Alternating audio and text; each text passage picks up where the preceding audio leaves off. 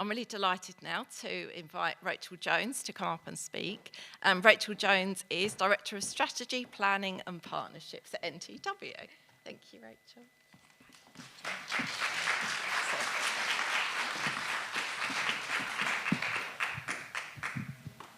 I think I should have worn higher heels. Can you hear me? Yeah, excellent. Okay, thank you. So, as Jane said, I'm Rachel. I work on the board of directors at Maidstone and Tunbridge Wells Hospitals Trust, and as you said, they've given me this great long job title so that I have to do anything they tell me because it's somewhere in the title. But I guess because of that, I have the absolute honour and privilege to work alongside colleagues in the room in something that is the West Kent Health and Care Partnership, and not only as my role as a director at Maidstone and Tunbridge Wells, and Gary and I work together directly on that partnership. And it's been an absolute revelation for me, actually, the whole experience of understanding a much wider system outside of the hospital walls, which I've worked in for a very long time, has been an absolute privilege. And I guess I wanted to say that we're now working together within Maidstone and Tunbridge Wells on a particular scheme, which I am going to talk to you about. But we work actually on many more things, particularly around health inequalities and the impact. And I guess some of you will probably recognise that a lot of big acute hospitals have never necessarily seen their role actually in health inequalities and improving health inequalities. And I think that things are really changing. And certainly they're changing in West Kent, and certainly they're changing in Maidstone and Tunbridge Wells Trust. But that's really because of our partnership with Involve and the work that you do and we're able to see. It really helps us understand how we can be a part of that and add some value to those things. And so about 2 years ago, I'm going to focus on the last 12 months or so, but about 2 years ago, we went into partnership with Involve together to look at social prescribing in both our emergency departments, but also on our wards for patients who were either ready or becoming ready to go home, but who had some challenges in doing so. And as I'm sure you can imagine in both scenarios, we're seeing people when they are at their very worst sometimes, when they are very anxious, very stressed, or in poor situations. And so it's an absolute privilege and honour to be able to help them. But sometimes in the NHS, and I'm not criticising ourselves, but it really is a question of we've just got so many people waiting to come through into those places, into our emergency departments or into our beds, that actually we lose the opportunity to look at things a bit broader for people in a bit more holistic way, and it's been really proud to say that Involve have helped us do that. But I just wanted to give you a flavour before I tell you about the scheme of the sorts of numbers of people we're talking about. So every day between Maidstone and Tunbridge Wells, we see between 750 and 800 people through our emergency departments every day, and we are discharging home somewhere between 30 and 40 patients a day from our hospital beds, of which there are about 640 beds across the two sites. So just to give you a flavour of the size of it. And so what did we set out to do? Well, this was a bit of a test. In my career, I've never seen anything like this before, but we were really looking to see if we could support people in a much more holistic way that were regularly coming to our emergency departments and that were waiting to go home. It was really all about the connection that we've heard about today, all about that personal support, that understanding their individual story, that connection with what they might need help with, and being able to support them outside of hospital. So we started the service, as I said, back in April 23, and I'll be the first to acknowledge and admit that it took the perseverance of people like Jane, and we'll talk about this in a second a bit more, but we struggled against all sorts of issues, things like data sharing and information governance, and actually having people that weren't employed by the Trust on site in our ED departments and working with our discharge team. And it was very frustrating. I won't sort of cover that up. And I guess the thing I wanted to share that with you is so that you understand that we've learnt lots of lessons. This isn't just about social prescribing. We've learnt lots of lessons about how to work together, how to navigate those barriers, how to break them down, and what we'd need to do differently in the future. But after much perseverance and actually working off-site for a number of months, we finally did get colleagues being able to work on-site in the hospitals. And so I just want to share with you where we are sort of more recently and just give you again a sense of the numbers, because as you can imagine, it took a little bit of a while to get up to its full speed, given all of the challenges that were put in the way. But over 450 referrals have been made from April 24 to now, and that grows every day. We've got over 380 people with support plans in place, and over 200 referrals made to other services to connect people in lots of different ways. They do an invaluable, the people on the front line here do an invaluable service in not just doing the doing with our patients and their families and carers, but also with our staff. We employ nearly 8,000 people, many of whom live in our communities, including me. And so the training and the education and the experience that those teams are getting, our ward teams, our discharge teams, our therapy teams, you can't actually ever put a value, a price or a value on that, other than to say that it ripples through the entire community that we live in, because all of these people have got friends and family outside of work, and their experiences in work with us touch so many people outside of that. And I guess what I want to finish with, and I'm not going to read these out because I thought the videos are humbling, and I think this is humbling too. In fact, when I read some of the case studies, you know, it's hard not to have tears in your eyes listening to what a difference it makes to people. But ultimately, the themes that have come through all of the speeches this afternoon, I'm doing the same as you, Gary, it's this morning, that have come through the speeches this afternoon is when people are in crisis and they're overwhelmed. It's really hard to see the wood for the trees. It's really hard to know where to go. Often people feel like they're failing. Often people feel like it's a failure to ask for help. But when help is given and it's there and it's at the front door, that's a very different scenario. And I think the face-to-face part of it is incredibly important part of this service. But what without fail these examples, and they're just a very small selection, show you, is that people feel without it, they couldn't have done it for themselves at that point in their lives, that things were so desperate for them and so difficult that they would have gone under. They don't know how they would have coped.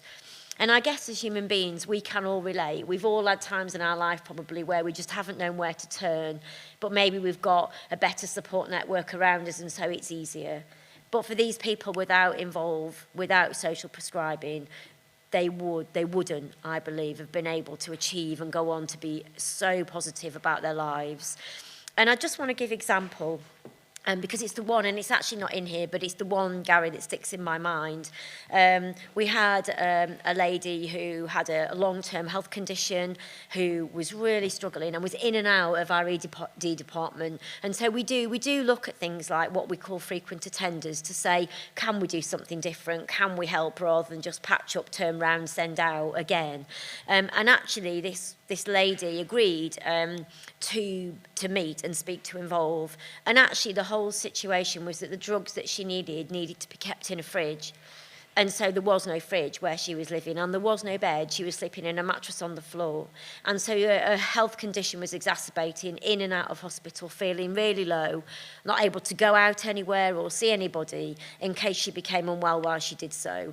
And so just by the simple act of connecting, arranging and getting a fridge, I don't know how you did that, by the way, but there was some fund, and a bed. And actually, the change that made to that person's life, as I said, was phenomenal. And then that person's never looked back, not just from a health perspective, but from an enjoyment of life perspective. So that's the scale. That's the scale of the change that this service makes and didn't exist before we started this work with Involve.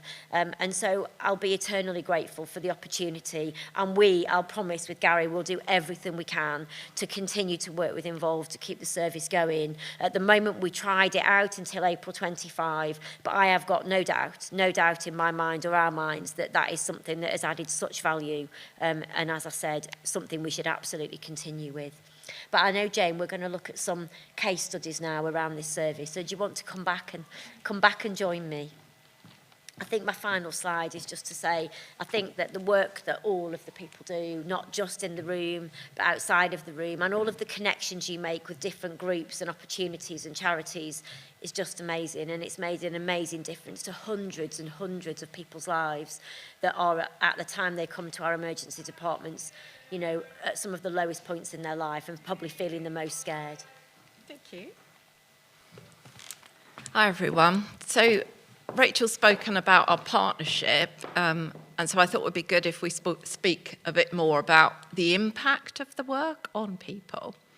So obviously, people know us as a social prescribing provider, but actually this is what I would say social prescribing plus, because we've learned a lot with this work. So as we said, we've got 3 link workers and they have access now onto MTW's site. However, they spend a lot of time visiting people at home. They might pick up those referrals at the hospital, but it's really important, and what we've learned is that people really need a visit in their own community setting or home for us to be able to work with them. We work with people for up to 6 weeks. And then after that, if they have any other needs, then we are able to move them into some of our other services as well. And really what we're there to do is to work with patients where there may be social or isolation needs that are meaning they're coming into hospital with unplanned admissions, or they're coming into A&E on a frequent attendance, and the staff are not quite sure what's going on with them and what keeps bringing them to A&E or into hospital. Those of you that know me well know that I always talk about the ESTER model. This is actually, I believe, the best way to work with people to then reduce unplanned hospital admissions. And those of you that have seen our previous data on social prescribing and navigation will know that we have proved that works, so we hope to do the same here. The ESTER model originated in Sweden, and it came over into the UK in 2016, and we've adopted that approach to working at Involve. Esther's a fictitious person. They're anyone with complex needs requiring care or support. They can be any age or gender, and their needs can be physical as well as mental and social. So this is about making sure that we work with people in a person-centred way, hopefully to reduce hospital admissions where they're not needed, and also perhaps the length of stay as well, helping people to get out of hospital quicker and when they're medically optimised, and removing those social barriers for them. And also, really important, improve skills of our workforce. We've really noticed or involved that the staff that work on these services, although undoubtedly they're challenging, we have really good staff retention as well, and I think that's because the staff are given quite a lot of freedom in the way they work with people. Making sure there's enhanced quality of care, and as I said, that positive impact on recruitment and retention, which is really, really important to us. We're nothing without our staff and our volunteers. And also making sure that we get feedback from the people that we work with as well. What did they think went well? What didn't go well? And working in that no-blame way so that our staff are empowered to make changes to the way they work. What we've learned is that when people are being discharged from hospital, and they are people that are being referred to us because they probably have many social needs, a signposting and referral approach is absolutely not going to work. So the staff that work on this will visit people at home really quite quickly after they've been discharged. And they do really practical things as well. You can't work with anyone about how isolated they are until you've sorted out that they've got food, that their electricity's working, they've got their medication, and they've got clothes to wear. So the staff have done some really practical things on this as well, working with people really closely to get them into the best position and to ensure that they don't go back into a hospital unnecessarily. So they've done lots of things, as Rachel said, like purchasing beds, helping people to purchase clothes, other household items, sorting out their bills, making sure that they're getting the best deals for everything, filling in loads and loads of forms, whether that's online or paper. But what they're trying to do is work with people and empower them to be able to do these things for themselves going forward. So sharing their knowledge. If they're making a phone call, the person's listening in, and hopefully they'll be able to do that next time. And obviously referring into services and activities and supporting them to access them. We've got some really great patient outcomes that are self-reported. So the staff that work on this ask a certain amount of questions when they first meet people. Those questions also open up a lot of other conversation as well. But also we review everybody that we work with. So you can see here how people's lives have improved in quite a short time. So things like their life satisfaction increases by, on average, 25% for anybody that accesses this hospital social prescribing. Even in a very short time, there's a decrease in people's loneliness as well. It's smaller than on perhaps some of our other services because this is a short-term service and a lot of practical parts to it. But even people's physical activity, so we talk to people about how much they're going to move around and how they're going to make sure that they recover from whatever it is they've been in hospital with, and then helping to connect them further into other physical activity. That might be something like falls prevention, or it could be just accessing something that is a group activity. So the outcomes are really, really good. However, we're not complacent. And we know that there's lots more that we need to do, working in partnership with MTW. We know that we need to try and embed the service further into A&E. That's been quite challenging because of the obvious busyness of the environment in A&E and our access actually into A&E for our staff. We also need to work with the NHS to be able to run the data on the people that we've worked with. We always collect NHS numbers. We ask people's permission to do that, and that means that later on we'll be able to run data through MTW systems to see, actually, has this reduced unplanned hospital admissions? Has it reduced people's A&E attendance? A big thank you to the staff on this as well for sticking with this work, because as Rachel's already said, it was really massively challenging to get everybody to have access, but everyone is on site now, and the feedback from the staff that you work with is always massively positive. And of course, there was some scepticism at first. You know, when you work in a medical model, us turning up and saying, what about people's social needs, can be quite hard for people in that environment to take on.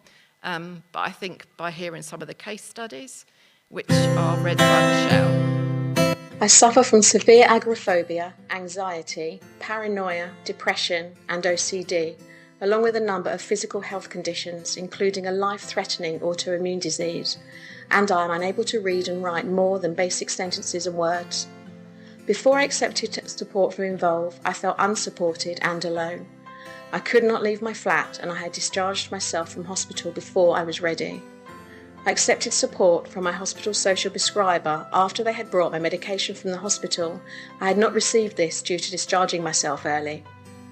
My hospital social prescriber understood that my behaviour, language, tics and lack of eye contact are all part of my conditions, and she gave me the time I needed to trust and think about letting someone help me. My hospital social prescriber supported me to contact my GP to sort out a number of things, including arranging to get a fit note for my universal credit. She then collected this for me and delivered it, as I could not do this myself. She also organised for a shower stall and a perching stall to be delivered to my home to enable me to stay independent. She knew how hard it would be for me to accept the delivery, so made sure I knew when it was coming, so I had time to prepare myself to open the door. My hospital social prescriber talked through how to get a Motability car through my PIP benefit, all the costs and the options. She arranged for me to visit a Ford showroom, and with the help of my neighbour and her, I was able to get there, and I now have a car that is a safe space for me. I'm able to get to my medical appointments and do a food shop at quieter times. She was able to help me with my universal credit claim, notifying them of a change in my circumstance, and then help me with the form that came with this. I am hopeful I will receive additional funds now that Universal Credit are aware of my increased difficulties and needs. I was very worried when I received a letter from Social Services advising they wanted to talk to me about longer-term support. My hospital social prescriber assured me she could be there when the social worker visited, and it now looks as though I may be able to receive long-term support with the things my hospital social prescriber has been helping me with. Having this support has changed my life. I can now do things like leave my flat, which I thought I would never be able to do again. I can see now that I can have a good life, though I still struggle to accept the limitations I face that will not improve. I am, however, beginning to enjoy my life, and I cannot thank my hospital social prescriber enough.